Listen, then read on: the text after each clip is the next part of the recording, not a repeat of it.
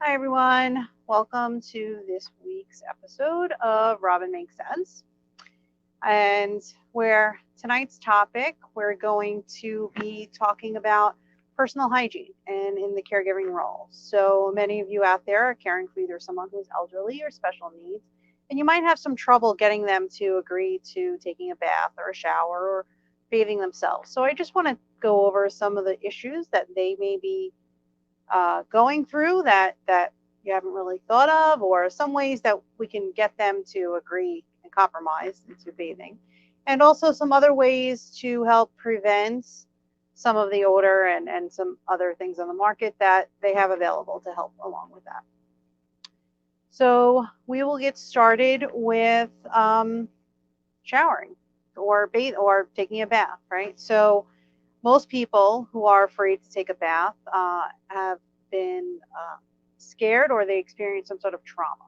Maybe they fell, maybe they hit their head, maybe they didn't feel safe in a tub. I know that this was something that we dealt with my mom. She was very scared to take a bath. Another cause could be that they're embarrassed. Maybe they're embarrassed by their current body odor. Maybe they're embarrassed by somebody touching them, or embarrassed by the way that their body looks. Or females tend to be very vain. Maybe they've gained weight, or whatever the reason is, there's an embarrassment there. There could also be that they want someone of the same sex bathing them. So they may not, if it's a spouse, let's say it's a woman, and she may not want her husband bathing her. Maybe she feels that, or the same vice versa. Maybe the husband may not want the wife bathing because they feel like there's a different level of vulnerability there. With children, it could be that maybe they tend to gravitate towards the mom or the dad, and one or the other. And sometimes having someone of the same sex can help alleviate that sort of embarrassment, or uncomfortableness rather. Sometimes it's they don't want somebody who's a family member.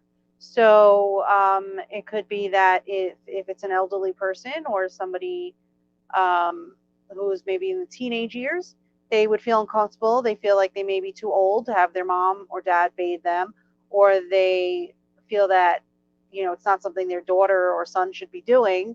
And maybe it's they aren't comfortable with that, so having an aide or somebody come in and help them, and help bathe them could be an option. Sometimes it's depression. When somebody's depressed, they don't want they don't really care. They don't care if they smell. They're just depressed. They're sad. They're going through some emotions. They're dealing with whatever illness that they have, or whatever may be going on in the environment today, or a variety of reasons. Maybe they're going through grief. They've lost someone recently, or just dealing with they're losing their own control of their own bodily functions, and they need somebody to have them to give them a bath. So it could be some sort of depression. Could also be, which was also the case for my mother, the sensitivity. So oftentimes, if there's a brain injury or if there's a nerve damage, they are sensitive to the cold or the hot water, or stimulation. Just having the stimulation touch their body. I know someone with fibromyalgia who could not take showers because the water hitting her body was just way too much, and she couldn't handle it. So now these are some of the challenges that come across and that people may be going through. And one of the key ways to figure this out is by talking to your loved one, if they're able to. And they may not be straightforward or forthcoming with you when they have an issue. So doing some other things to try and figure out what would be a better way to get around that. You might have to be a little play some detective work, or try different methods to see if that helps change or increases their likelihood of wanting to bathe. So one of those things would be safety. Discussing, if somebody is scared from a trauma, maybe they fell or there was a bad experience, discussing the safety. What would help them feel more safe? Involving them in the decision to make a safer environment. Asking them, maybe looking at some magazines. Hey, this was some featured articles here about bathroom safety. What do you think about this? What if we had this you know, this bar, or with this, like for my mom, we had to get her a shower bench that, because she had mobility issues, that had a seatbelt on it. She didn't feel safe with one with just bars. She wanted one with a seatbelt because she felt that that seatbelt held her better in the seat. So that was one thing.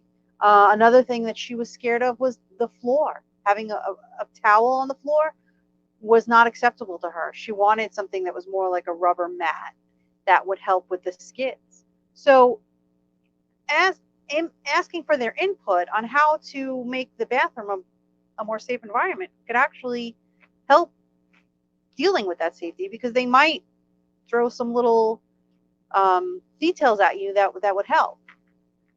The other thing is, getting them involved where they can choose products.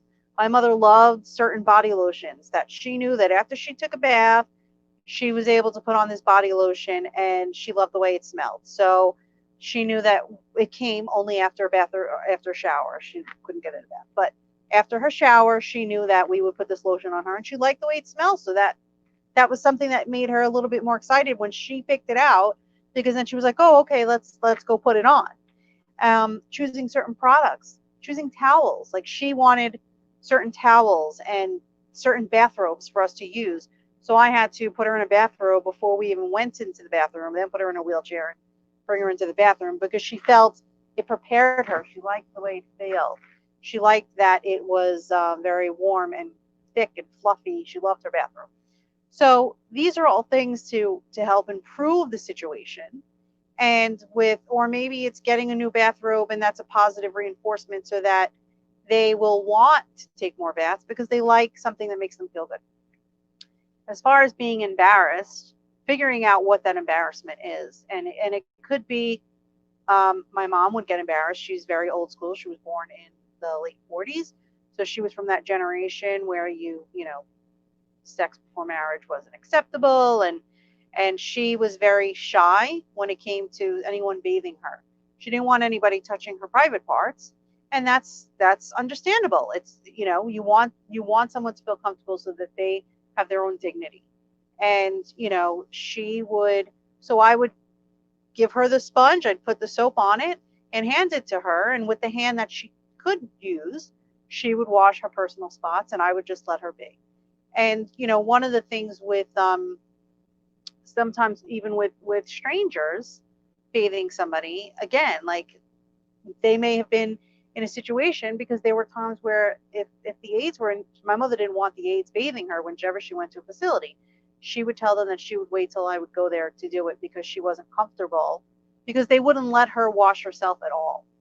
And this was very upsetting to her and embarrassing for her, because they wanted her, she wanted to be able to, she didn't want someone touching her. It's just because somebody has any sort of special needs does not mean that they don't have that feeling of feeling embarrassed, or that they're not comfortable. There's definitely a line that can be crossed, and people don't like that. So for my mom, she didn't want the aides bathing her because they wouldn't let her bathe herself in certain areas. And so that was the rule. She would wait till I would go up there, and I would do it. And they would just give her like a sponge bath during the week, and that was, had to be acceptable to them. Some of the things regarding the sensitivities, with the skin sensitivities, speaking to a doctor. Okay, so if somebody's got skin sensitivity, I know a lot with my mom with her brain injury. Her skin sensitivities were because of that, because of the stroke, and the temperature was also an issue because of the stroke. But it could be a variety of different diagnoses. Could go through those same things. And for her, there are creams that doctors can give you that you can put on a low level of some sort of not necessarily like a numbing cream, but it's like a desensitizing cream that you can put on someone's skin to help with that. The other thing that you can do is the temperature. So with my mom, even though to me the water was warm, to her it was like boiling hot. So I had to maneuver in a way that allowed her I didn't want her to scream like she was burning, because then that was it. Then she would be like, I'm not taking a bath. It would take me weeks to get her back into a bathtub, because she would be like, no, you burned me. And it wasn't, I didn't burn her. It was warm to me. It wasn't even hot, but to her, she was so sensitive, she would feel like it was burning. So they have different types of shower heads, like the retractable shower heads, and there's different settings that you can use for um, the strength of the water. Oh, we were talking about temperature. Sorry. They have different levels for strength that you can do, and also different. Some shower heads actually can they have like vibrating ones, and they have ones that have like trickles, and they have ones that are higher pressure. So I used to, because my mother was so with the between the temperature and the sensitivity of the water hitting her, I would put get the sponge, and she would be washing her private parts, or I'd be washing everything else. I'd lather her all up, and then I'd rinse quickly, because there was no the water running on her for a long period of time. This was our compromise. So I didn't have we had a retractable shower head, and I would just rinse her off essentially, and she can withstand it for the minute that it may take to rinse her off. And there were certain times that I just gave her the shower head, and I said, okay, here, you rinse yourself off. And her reaction was very different than when it was me doing it. The water wasn't so hot as much. I guess it's all like a psychological play, but the more control she had, the easier the experience was.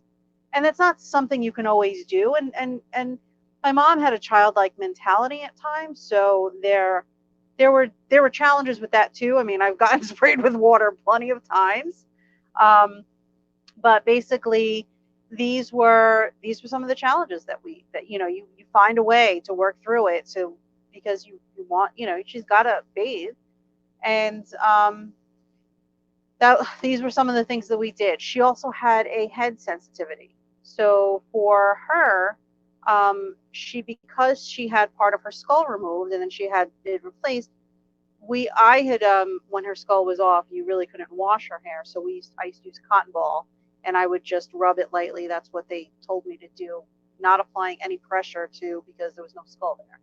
So once her skull was put back on, she still was very worried, and she couldn't differentiate like she didn't really know, like she knew the skull was on, but she struggled with not realizing that I can't hurt her now that her skull is on. So I could scrub her head, but she was still afraid.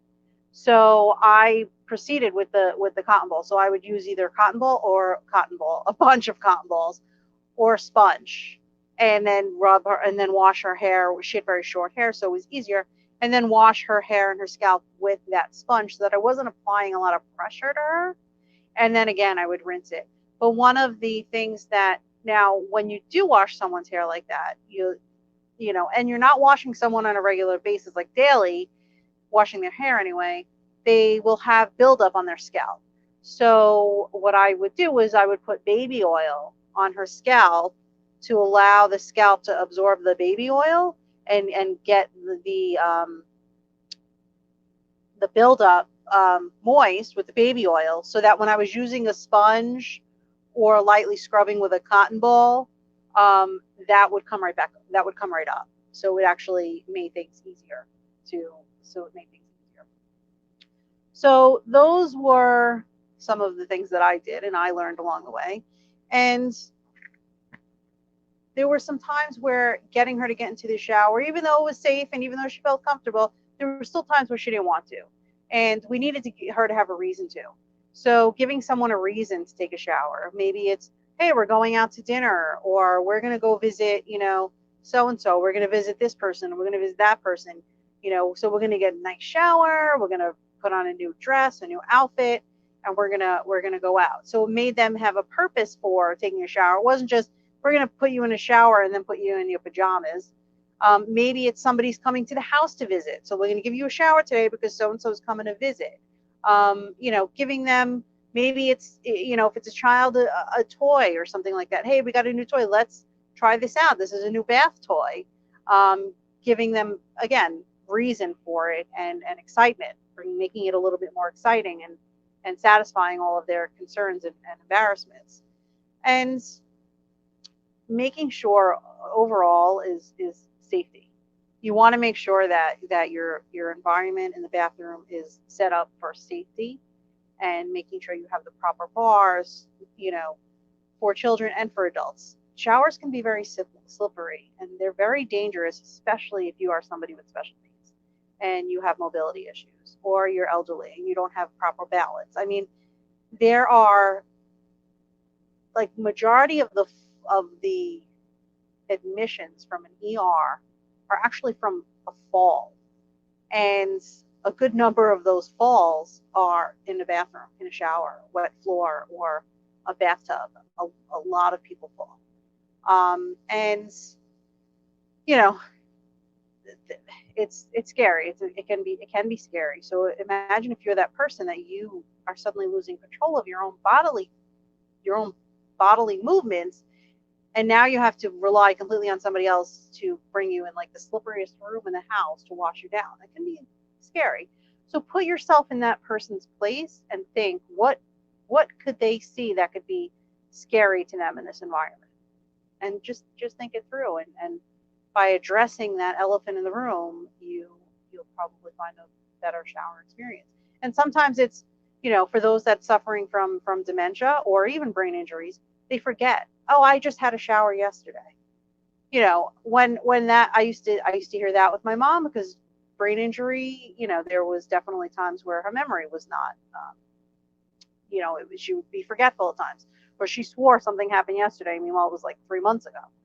And again, that's where getting the person excited to do something, like going out to dinner or having somebody visit, could help. Well, okay, so you had a shower yesterday. Well, today we're going to do this, and or creating a schedule, which is something else that was creating a schedule so that they know.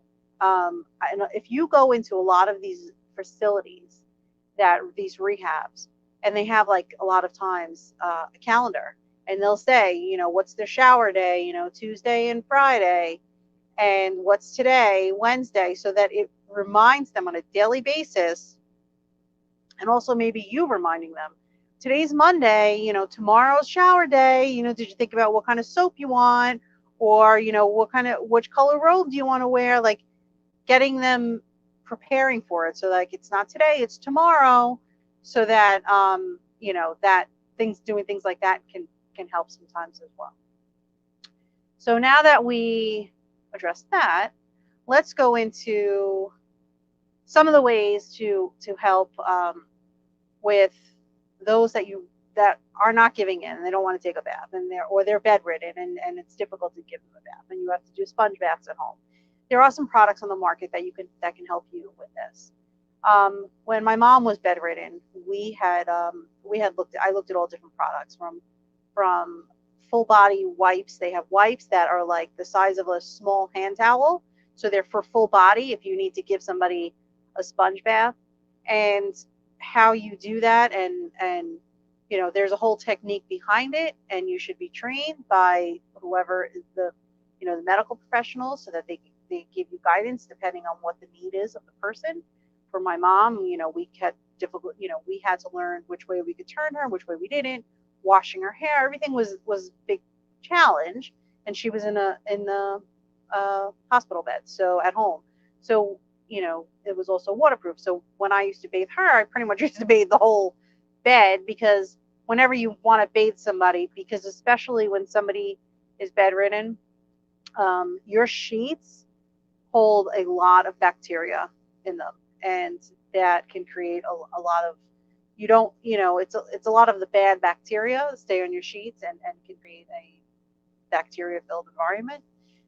So you want to make sure that you change them, especially if they're wet often, or if they have accidents in the bed. You want to make sure that you change those sheets often. And we used to do it when we give her a sponge bath every day. So we'd wipe her down, the sheets would get all soaking wet. We'd wipe down the bed, put your sheets on. We learned how to do it halfway to halfway. So it became an art form. How long can we do it? How quick can we do it? So like I was saying, they have large body wipes. They also have rinse-free shampoo caps. which was pretty cool. So it was like a shampoo cap that you would put on, and it just had like a foam in it, and you would just mush it around the person's hair for I don't remember how long. And basically, when it was done, you took them off. The hair was moist, but it was washed and conditioned, and yeah, it was like some antibacterial foamy stuff in there, so it killed. So that was one way of washing her hair. We couldn't use it because of the fact that her skull was missing, so you couldn't really mush it around. So somebody with sensitivity, that may not work, but that's certainly an option for somebody that may be bedridden, is that shampoo cap. And technology, not technology, the supplies they have today that really can help people, there's a lot out there. You just need to find what works for you in your situation. One of the things I wanted to discuss is what causes body odor. So sweat is actually your body's natural way of cooling itself down. So the fluid comes from the glands in your armpits and other parts of your body, and that's sweat. And that fluid then mixes with the bacteria that's on your skin. You have good, as with everything, there's good bacteria and there's bad bacteria. So when the sweat mixes with the bacteria, the bad bacteria, it basically breaks down the proteins into an acid, and that then releases an odor. So that's where the funky smell comes from with sweat. So basically, picture it like the little bacteria guys, like little bugs or something, and they're eating the liquid, because the liquid itself doesn't smell. It's what happens when the liquid meets with the bacteria that causes the smell. So let's say they're like the little bugs, and they eat the liquid that comes out, and then basically like they're farting out an odor. That would be a simplified and cute way of saying that's how sweat is formed. So basically, what deodorants do, many deodorants, so there's deodorants and there's antiperspirants. So deodorants kill the bacteria, but they kill all the bacteria, the good bacteria and the bad bacteria. So antiperspirants, actually, they block your sweat glands so that the liquid can't be released. So your body's natural way of cooling itself doesn't happen, because it kind of blocks it. And also antiperspirant is where a lot of you may have seen on the news, where a lot of deodorants, it's made with aluminum-based compounds with some other chemicals, and basically that's what's used. So that's where a lot of people are saying that causes cancer, and there's all kinds of research and studies on that. So a lot of deodorants are doing away with the antiperspirant part of it because of that. Or you'll see deodorants that are advertised as aluminum free. That's the purpose of that. But deodorants kill the bacteria, but they're killing all of the bacteria. So there's some good and some bad. So if there's no bacteria there to eat the sweat, then the odor is not going to happen. But you'll still have the sweat, you still have the liquid. It just won't be stinky because there's no bacteria to eat it. So, some things that you can do naturally to do that. There are some people that don't believe in deodorant, and they don't wear deodorant, and so if you're somebody that doesn't wear deodorant and you really don't want to smell, then you need to control the bacteria in certain areas of your body. So using things like apple cider vinegar, that prevents bacteria from forming. So it prevents the new bacteria from forming. So after it's, that itself has a little bit of a stench to it. So people do mix it. So basically, when people use apple cider bacteria with a mix of, I forgot the name of the clay, and they'll apply it as like a treatment on a weekly basis to prevent the bacteria from forming, which helps with the odor.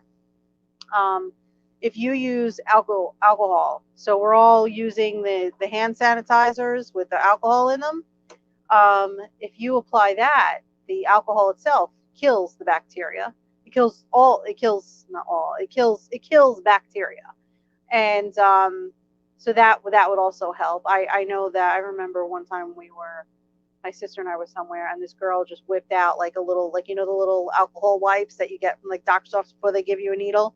She was wearing a tank top. She whipped that out and just started like wiping under her arms with it. We're like, the heck are you doing? And she was like, oh no, the alcohol. Like, she's like, wait, you smelled me before. Give me a second. You won't smell anything. We were like, what? But that's what she used to do. If she was like out and she was sweating somewhere, she used to carry these little alcohol wipes and she would wipe under her armpits to kill the bacteria. Now I makes total sense, but 20 years ago when I saw this, I was like, I don't, what is that about?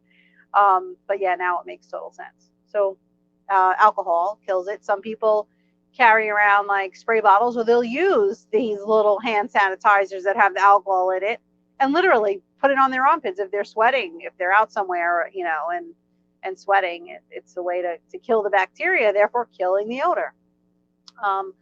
I know that I personally use the Lume deodorant. It's not really a deodorant. I guess it's a deodorant.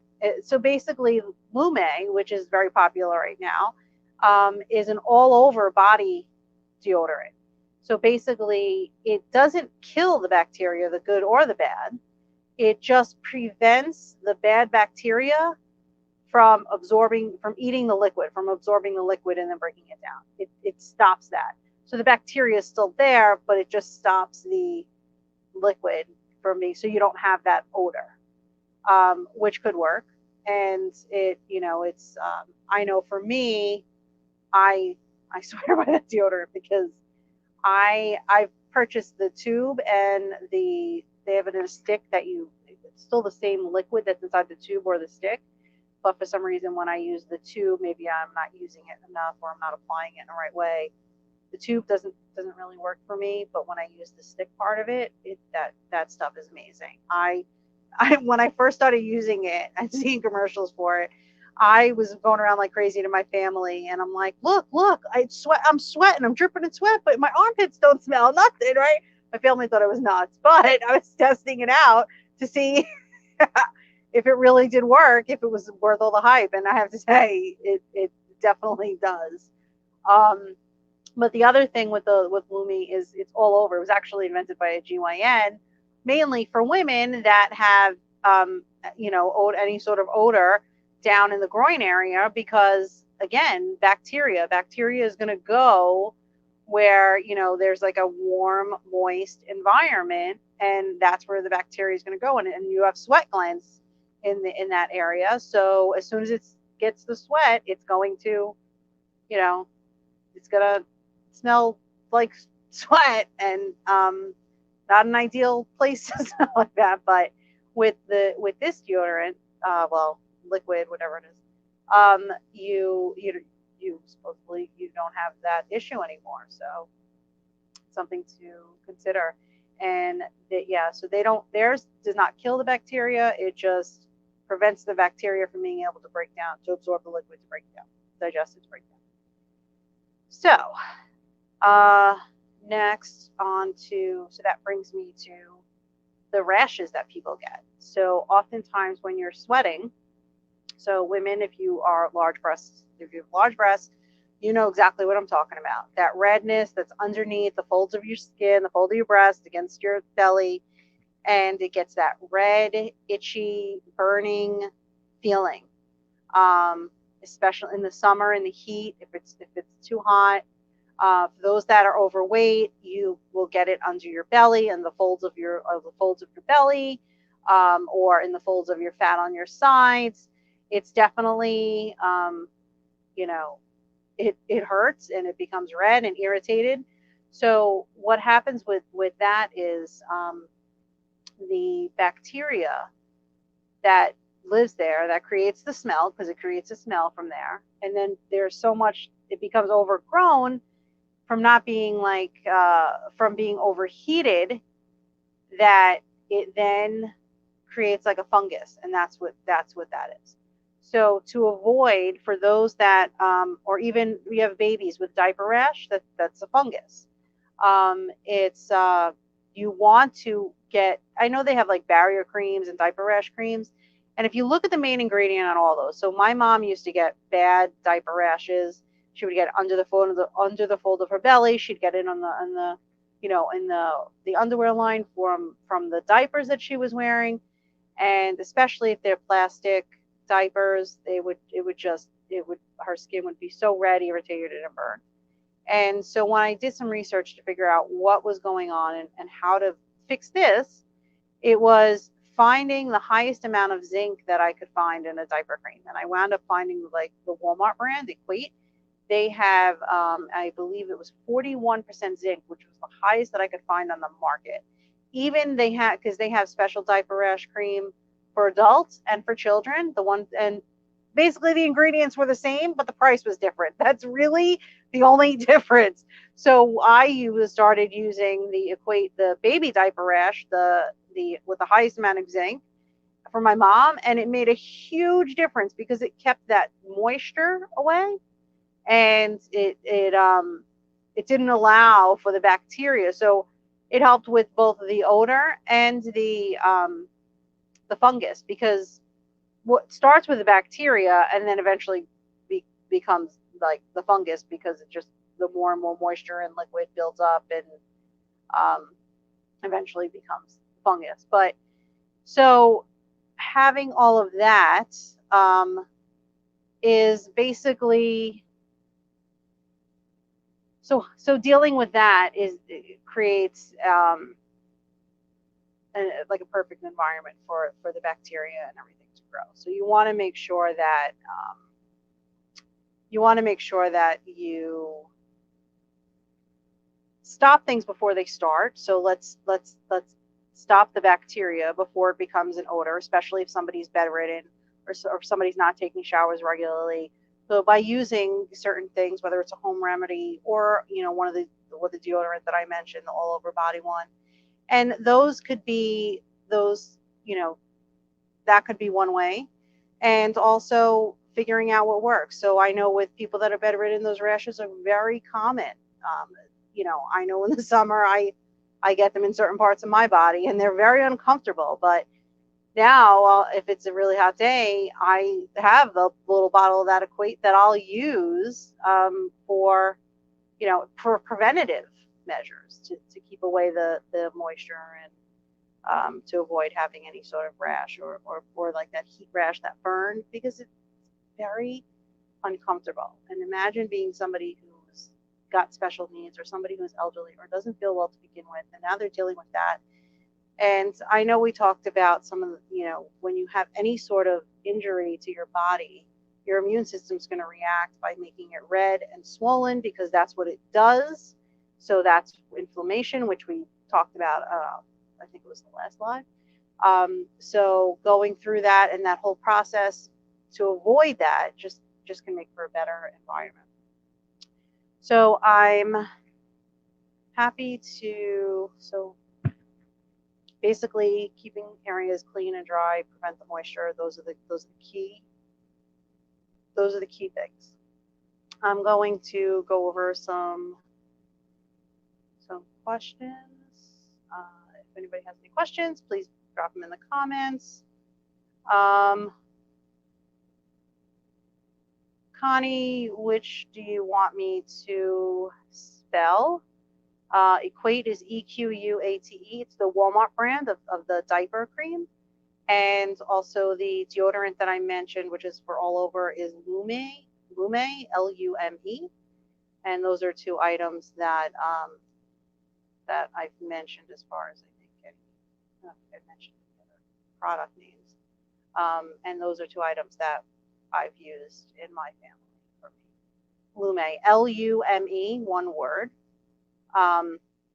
And yeah, and so I'm happy to answer any other questions that everyone has. So for those that have not participated in our caregiver webinar yet, we are doing free caregiver webinars every Wednesday. And, I hope that I can see you guys there. Well, see you, but it's a webinar. And we dive deep into different topics regarding financial strain. We've done being prepared already. And this week's topic is more about mindset and how words can make a difference in someone. in the ability of somebody. So we're going to dive into that. So join us on Wednesday. You can go to caregiverwebinar.com to register. Also, the app launched. So if you don't have the app, definitely download it now. I will post it in the comments, but you can go to your Google or your Google Play or iTunes store and just search for Wellness Resource Support and look for the icon, the little heart with the hands, and download the app. All of our lives that I do here get posted there as well. Just register at the app, and then you'll get content that's unloaded. And if you sign up for the webinar, you'll get access to the webinars also on the app. So I want to thank everyone for being here tonight, and have a good night all. Stay safe.